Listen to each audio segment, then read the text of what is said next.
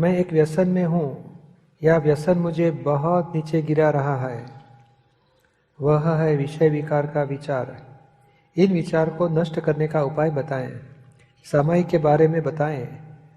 अभी ये जो विषय विकार का विचार आता है, हाँ। वो मन में ग्रंथि रहती है। हाँ। ग्रंथि यानी क्या? पिछले भाव में जिसके लिए ज्यादा चिंतन किया है, अभिप्राय दिया है, हाँ। विषय में सुख है, मजा आएगी, ऐसी मजा आनी चाहिए, ऐसी मजा करनी चाहिए, मैं ये देख लूंगा, वो देख लूंगा, भुगत लूंगा, स्पर्श करूंगा, ऐसे बहुत प्रकार के चिंतन करने से ग्रंथि बड़ी हो गई है। हाँ। और वो ग्रंथि जो विषय विकार के भाव करने से हुई है, तो अभी उसके सामने ब्रह्मचर्य के भाव करने से ग्रंथि टूट सकती है।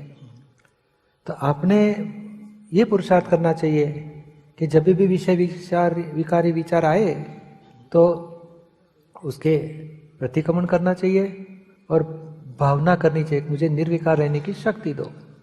तो ये थोड़ा टाइम लगेगा, मगर धीरे धीरे धीरे वो जोर मारने से ये ग्रंथि भी टूटेगी और आप ये विषय विकार का जो व्यसन आपका छूट जाएगा। नहीं, दीपक भाई की बात है कि मैं बचपन से कभी मैंने अश्लील पुस्तकें नहीं पढ़ी, मैं सिनेमा तक नहीं जाता हूँ, मतलब कि थिएटर में आज तक नहीं गया, और मतलब कि अपनी तरफ से बाहरी तरफ से मैं रोक लेता हूँ बहुत ज्यादा।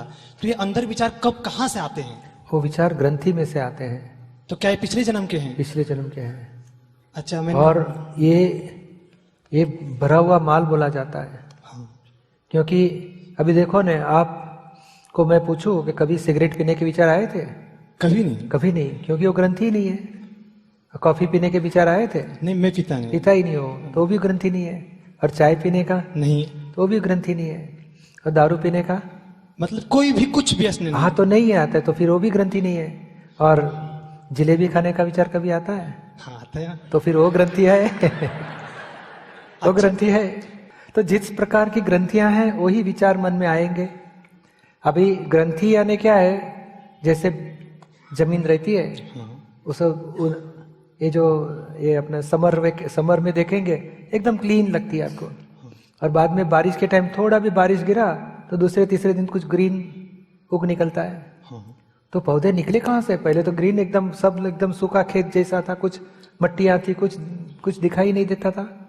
तो पानी गिरने पर भीतर में कुछ जो ग्रंथियां होगी उसमें से कुछ पौधे निकल आते हैं, उग निकलता है।